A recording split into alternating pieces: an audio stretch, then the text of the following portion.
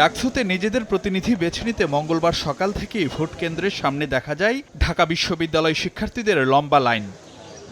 উৎসবমুখর পরিবেশ থাকলেও ভোট কিছুটা গড়াতেই বেশ কিছু অভিযোগ সামনে আনেন প্রার্থীরা।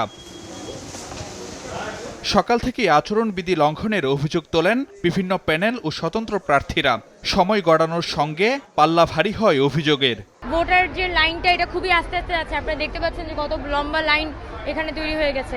আবার পোলিং এজেন্ট সংক্রান্ত অনেক ঝামেলা হয়েছে, কেন্দ্রের মধ্যে প্রচুর আচরণবিধি লঙ্ঘনের ঘটনা ঘটছে।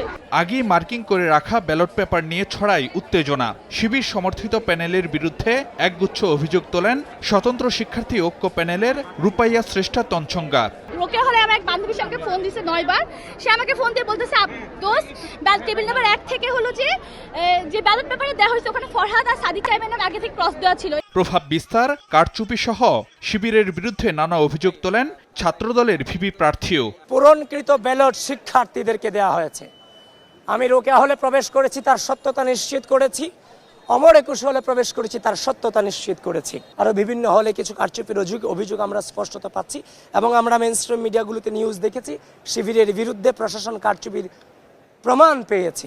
এদিকে পাল্টা অভিযোগ তুলেছে শিবিরও। তাদের দাবি, বিভিন্ন কেন্দ্রে ছাত্রদলের পক্ষে ভোট কারচুপিতে জড়িত পোলিং কর্মকর্তারা।